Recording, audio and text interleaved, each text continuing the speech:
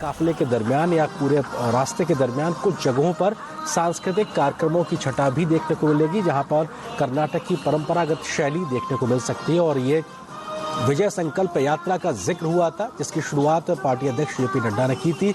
और विजय संकल्प रथ के तौर पर एक तरीके से बीजेपी के इस चुनावी वैतरणी को पार लगाने के लिए प्रधानमंत्री नरेंद्र मोदी इस विजय रथ पर सवार होकर मैसूरू के पैलेस के दक्षिणी गेट से अपने इस रोड शो की शुरुआत करते हुए, और कल की तरह आज भी बड़ी संख्या में जैसे ही प्रधानमंत्री के इस यात्रा की शुरुआत हुई है, लोगों ने पुष्प वर्षा शुरू कर दी है। फूलों के साथ प्रधानमंत्री का स्वागत इस्तकबाल होने लगा है। और कल भी हमने देखा बेंगलुरु में और आज भी मैसूरू की ये तस्वीरें, प्रधानमंत्री पर फूल एक तरीके से बरसाते हुए तमाम बड़ी संख्या में मौजूद यहाँ पे लोग। और आकलन इस बात का भी है कि लगभग 1 लाख लोग आ सकते हैं। हमारी सहयोगी आयशा खानम भी इस वक्त हमारे साथ में मौजूद है। आयशा, कर्नाटक की सियासी तमाम बातों को जमीनी स्तर से लंबे समय से कवर करती रही हैं और हर एक बात को बेहतरी से समझती हैं।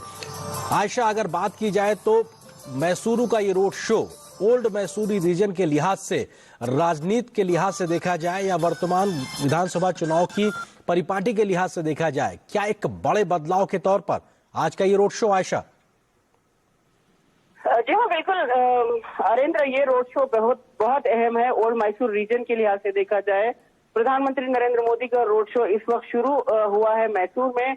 मैसूर जो कर्नाटक की सांस्कृतिक राजधानी मानी जाती है और राजनीतिक तौर पे देखा जाए तो मैसूर बहुत ही अहम है इस चुनाव में, और हर चुनाव में अहम होता है क्योंकि करीब 55 सीटें हैं इस क्षेत्र में और तमाम पार्टियों की नजर इस पर हमेशा लगी रहती है। और हर बार यही कहते हैं कि इस क्षेत्र में वकलीगा जाति डोमिनेटेड क्षेत्र है, तो ये ज्यादातर जेडीएस और कांग्रेस जाता है।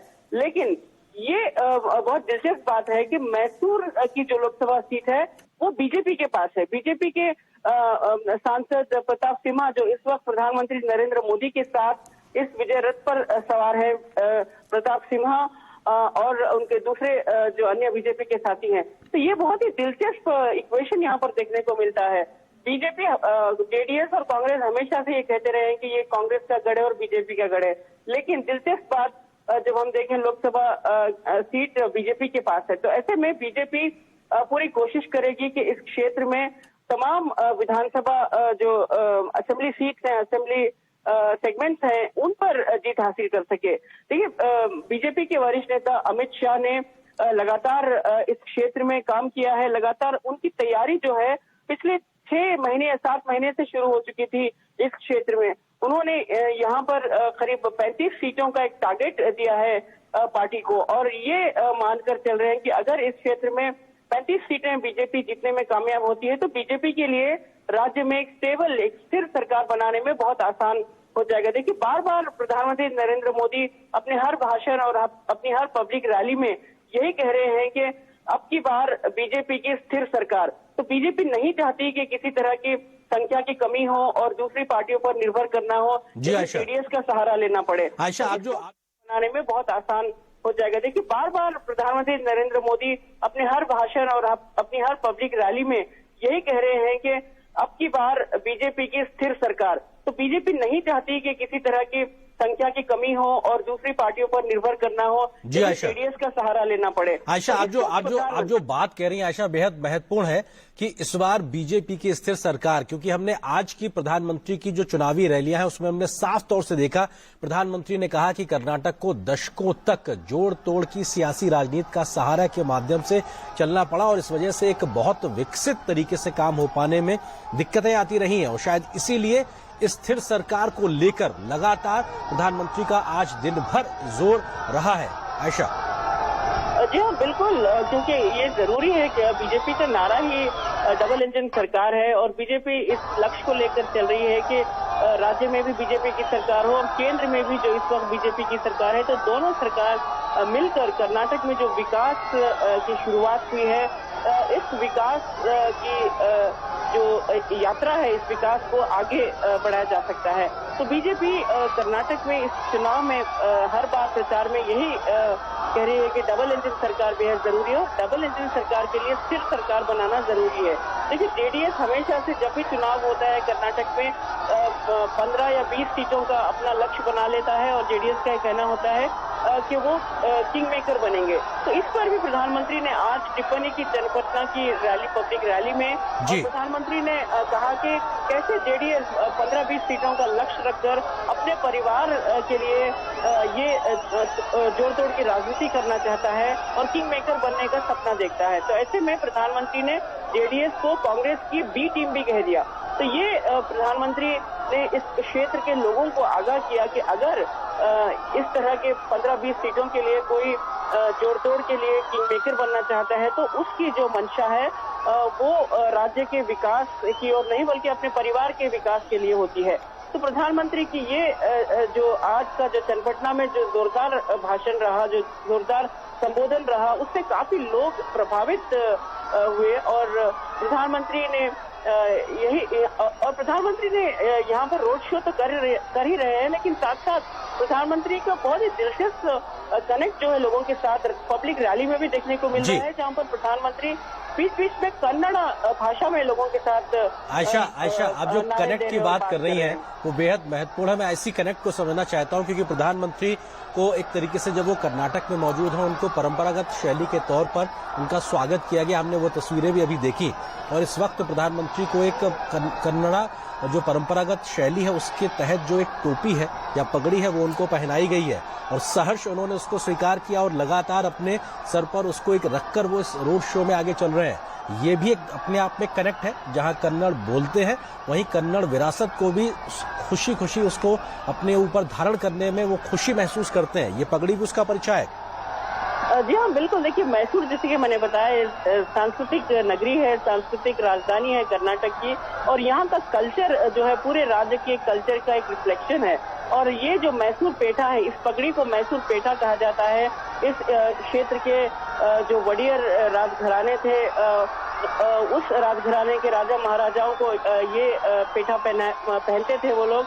लेकिन कर्नाटक में एक कल्चर है, यहाँ पर मेहमान को इस पगड़ी से, इस पेठा से मेहमानों का स्वागत किया जाता है। इतना ही नहीं, प्रधानमंत्री को पेठा के साथ साथ उन्हें मैसूर पाक भी उन्हें खिलाया गया है। देखिए, मैसूर पाक बहुत ही मशहूर मिठाई है मैसूर की और यहाँ जब कोई भी मैसूर आता है तो मैसूर पाक खाए बगैर नहीं जाता। तो जाहिर है बीजेपी के कार्यकर्ता कोशिश कर रहे हैं कि जीत से पहले प्रधानमंत्री को मिठाई यानी मैसूर पाक चखाया जाए और मैसूर पाक से उनका स्वागत भी किया है। तो अब ये काफिला जो है आगे बढ़ रहा है प्रधानमंत्री नरेंद्र मोदी का और आगे बढ़ते हुए ये केआर सर्कल तक पहुंचेगा और मैसूर के करीब 2 विधानसभा क्षेत्र हैं, चामराजा और कृष्ण राजा, इन दोनों इलाकों को कवर करते हुए आगे बढ़ेगा।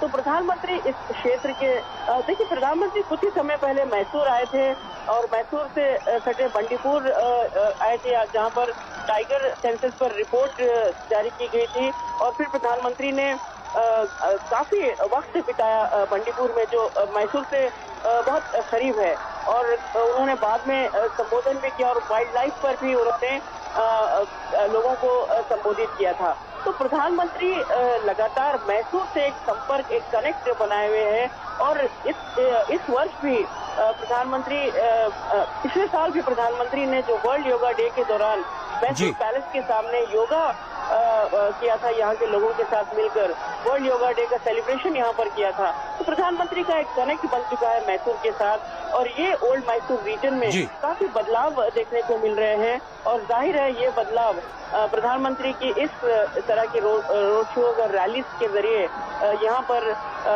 जरूर वोटिंग के पैटर्न में बदलाव लाएगा। बिल्कुल। और ये तस्वीरें इस वक्त जो दर्शक अभी हमारे साथ जुड़े उनके हम बता दें, कर्नाटक के मैसूरू से प्रधानमंत्री नरेंद्र मोदी का रोड शो जो कि आज चल रहा है और से कुछ मिनट पहले इस रोड शो की शुरुआत हुई है। प्रधानमंत्री लगातार 2 दिन से कर्नाटक में उनकी मौजूदगी, कल उन्होंने बेंगलुरु में शाम को रोड शो किया, उससे पहले कल उनकी चुनावी रैलियां थी और आज भी उसी प्रकार का धुआंधार चुनाव प्रचार का कार्यक्रम।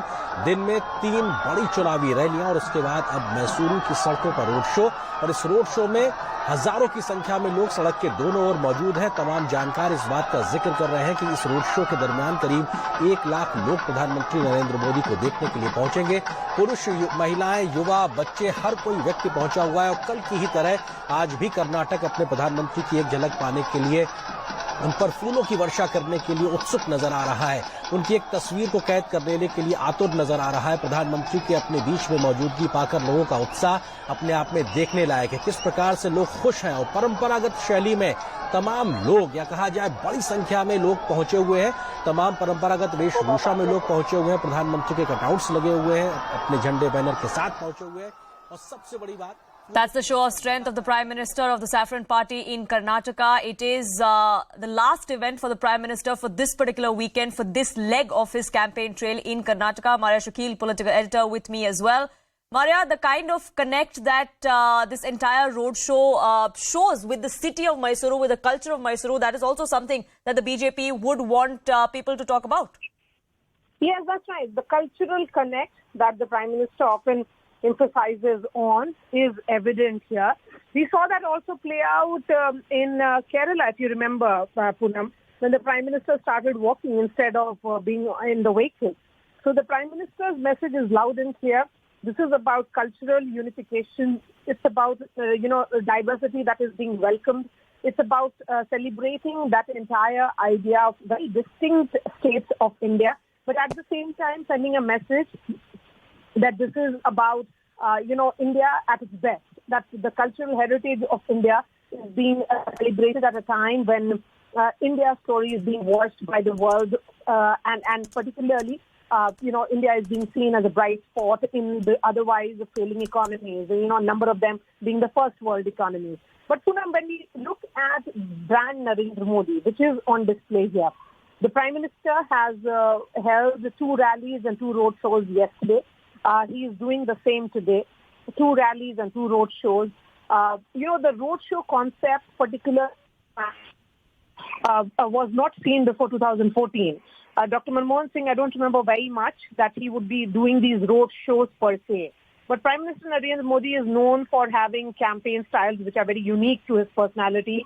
He understands that perhaps people would want a glimpse of the Prime Minister, not from a distance, but very up close and personal, and that's why this connect becomes important.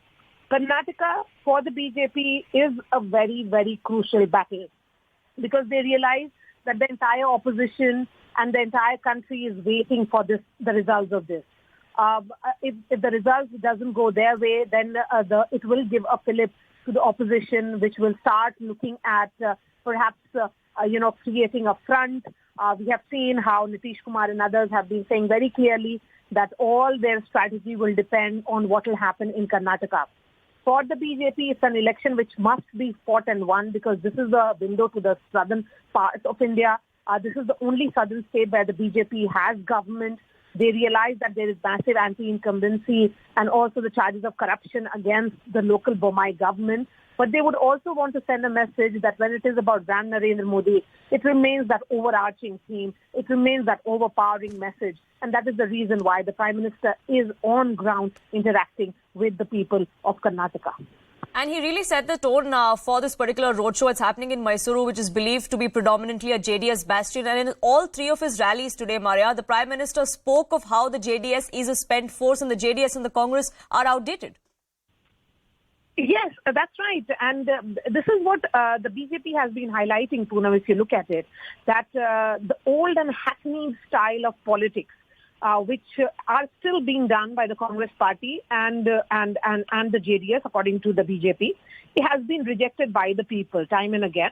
And it is the BJP of the JDS and the Congress has been rejected by the people. And as far as the BJP is concerned, they understand what the people of Karnataka really want, what the people of Karnataka would want to vote for. And that is the reason why, as when we speak to the BJP leaders, Poonam, they are saying that the election has just begun for them. At that, with this kind of blitzkrieg of the Prime Minister, where he will be holding a number of rallies and roadshows next week as well. because that will be the slog overs, as we say in the battle for any state. That is when we will be seeing the BJP go in full throttle. Several ministers of the party looking at micromanagement, looking at various booth management, and that's where the real election-winning machine of the BJP will be put to test this time around in Karnataka.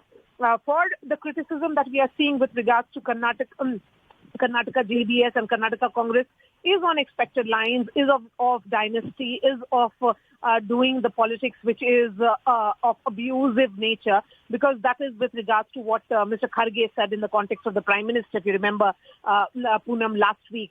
And the BJP is now using that in saying, and the Prime Minister himself said that the Congress has abused him 91 times, and every time he's abused, it's the people who take revenge in the form of voting for the BJP and rejecting the Congress party. So politics of abuse has been dismissed. Politics of abuse has been rejected by the people. It is the politics of performance which has won, is the message that is coming from the BJP and the Prime Minister. And Maria, corruption has been a plank that the Congress has been leading on as far as the BJP government in Karnataka is concerned. Today, the Prime Minister tried to turn the tables on the Congress itself, where he said that they make allegations about 40% commission, but they have been an 85% commission government in the past as well. And these pictures that we're showing to our viewers are also telling Ishwarappa is one of the people that is standing right next to the Prime Minister. Yes, that's right. And Ishwarappa had to quit because of the allegations that came against him, which were very, very serious in nature. So the BJP has that challenge on ground, Poonam. And that is the reason why, if you're looking at the strategy of the two political parties, on one hand, the Congress is talking about that 40% commission, talking about the challenges on ground in Karnataka, making it a local election. The BJP is trying to make it more national in the context of what brand Narendra Modi brings on it. He's talking about the infrastructure projects that the state has benefited with in the last few months and years because of the double-engine government, in the sense that the same BJP government at the center in the state. Will the people of Karnataka be looking at it favorably? Remember, there was a decision that was taken by the Bommai government just hours before the Model Code of Conduct came into force, Poonam, which had to do with the reservation distribution. It was distributed from the minorities, which were earlier the beneficiaries of the 4%, to Lingayats and Vokaligas. Whether that can be a game changer, or whether the promise that has been made by Mr. Siddaramaiah, in which he said that he will be ensuring that the overall quota percentage goes up from 50% to 75%. All that is something that we'll have to wait and watch, and perhaps 13th will have an answer of that. But for the moment, the people of Mysuru getting up close and personal glimpse of the Prime Minister, who is walking with them, who's walking in front of them. Absolutely. That show of strength of the Prime Minister personally of the Saffron Party is something that the BJP is banking on. The Modi factor is something that has given the BJP fillip in many state elections. Karnataka is no different. For the moment, Maria, though, thank you so much for putting that in perspective for us. सांस्कृतिक artist और जो कलाकार हैं वो आगे मैसूर की संस्कृति को दर्शाते हुए आगे चल रहे हैं। तो प्रधानमंत्री नरेंद्र मोदी के मन में यही चल रहा होगा कि इस वक्त जो प्रधानमंत्री मैसूर के विकास की बात कर रहे हैं, कर्नाटक के विकास की बात कर रहे हैं, तो वो इन तमाम चीजों को देखकर यही अंदाजा लगा रहे होंगे कि कर्नाटक में डबल इंजन सरकार बनाना कितनी अहम है, एक स्थिर सरकार देना कितनी अहम है, ताकि यहाँ मैसूर को जो बैंगलोर जो कर्नाटक का टियर 2 सिटी है उसे एक वर्ल्ड क्लास सिटी बनाने के लिए डबल इंजन सरकार के जरिए, केंद्र सरकार की योजनाओं के जरिए लागू करते हुए इस क्षेत्र को और डेवलप किया जा सकता है। देखिए, ओल्ड मैसूर क्षेत्र की अगर हम बात करते हैं तो ये आज का रोड शो इसलिए भी अहम हो जाता है क्योंकि ओल्ड मैसूर रीजन में वरुणा कॉन्स्टिट्यूएंसी भी है, जहां से सिद्धरामैया उम्मीदवार हैं, कांग्रेस के नेता, विपक्ष के नेता सिद्धरामैया हैं जो यहां से चुनाव मैदान में हैं। और सिद्धरामैया के लिए ये बहुत ही चुनौती भरा चैलेंज है क्योंकि बीजेपी ने सिद्धरामैया के खिलाफ वी सोमन्ना को मैदान में उतारा है और ये बहुत ही टफ कॉन्टेस्ट है। हालांकि सिद्धरामैया ने कहा है कि ये उनका आखिरी चुनाव होगा, उसके बाद वो चुनाव नहीं लड़ेंगे।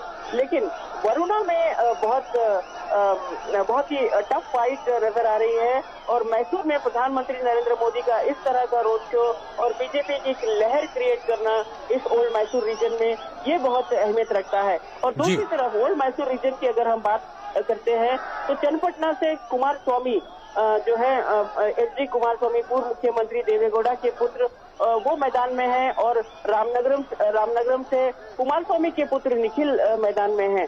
तो पूरी तरह से एक बहुत ही वीआईपी क्षेत्र इस ओल्ड मैसूर रीजन में और जो यहाँ से जो उम्मीदवार है इस चुनाव में ये बहुत ही बड़ी चुनौती है इन तमाम बड़े स्टार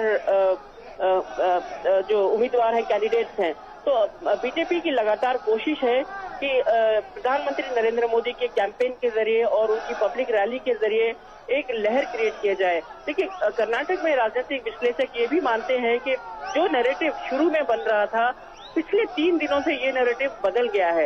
यानी लोगों को जो इक्वेशन बना रहे थे, जो स्पेकुलेशन आ रही थी कि बीजेपी को कितनी सीटें आएंगी, कांग्रेस को कितनी सीटें आएंगी, ये तमाम नरेशन जो नैरेटिव थे ये बदल गई हैं। क्योंकि प्रधानमंत्री नरेंद्र मोदी का जो जोर शोर से प्रचार चल रहा है उसके बाद राजनीतिक विश्लेषक भी कुछ हद तक कंफ्यूज हैं कि क्या ये मोदी लहर कर्नाटक में एक बार फिर बीजेपी की सुनामी में बदल सकती है। तो बीजेपी की लगातार यही कोशिश, प्रधानमंत्री की शख्सियत, प्रधानमंत्री की केंद्र में शासन, केंद्र की तमाम विकासशील योजनाएं, तमाम चीजों का एक ऐसा मिश्रण और इन तमाम चीजों को दर्शाते हुए आज का ये रोड शो जरूर एक बहुत बड़ा स्टेटमेंट है कांग्रेस और जेडीएस के लिए, जो इस क्षेत्र को अपना गढ़ मानते हैं। बिल्कुल, ये अपने आप में एक बड़ा संदेश है और वर्तमान कर्नाटक के विधानसभा चुनाव की राजनीति के लिहाज से ये 2 दिन बड़े अपने आप में अहम होने वाले हैं। अगर हम बेंगलुरु रीजन की बात करें, जहां पर कल 28 विधानसभा सीटों के लिहाज से वहां पर प्रधानमंत्री का जोरदार रोड शो था, तो आज मैसूरू, जो कि ओल्ड मैसूर रीजन का क्षेत्र है, 55 विधानसभा सीटें हैं और प्रधानमंत्री का इस वक्त का ये जो रोड शो है ये अपने आप में हजारों की संख्या में लोगों की मौजूदगी बहुत कुछ बताती है और लोग फूलों से प्रधानमंत्री का स्वागत कर रहे हैं। एक फोटो या कहा जाए तस्वीर अपने फोन में कैद कर लेना चाहते हैं। प्रधानमंत्री भी लगातार लोगों का अभिवादन स्वीकार कर रहे हैं और परंपरागत शैली में जो ट्रेडिशनल जो वेशभूषा है जो होती है उसका भी परिचय यहाँ पे साफ तौर से देखने को मिल रहा है। और इस लगभग 4.5-5 किलोमीटर लंबे रोड शो में जगह जगह पर वरिष्ठ नागरिकों के बैठने की व्यवस्थाएं भी की गई हैं। तो सांस्कृतिक छटा को विरासत करने की वो कोशिश भी की गई और यहाँ पर मोदी के नारे ये इस बात का परिचय कि कैसे बड़ी संख्या में लोग यहाँ पहुंचे हैं, जो बीजेपी के पक्ष में माहौल बनाने की तो कोशिश है।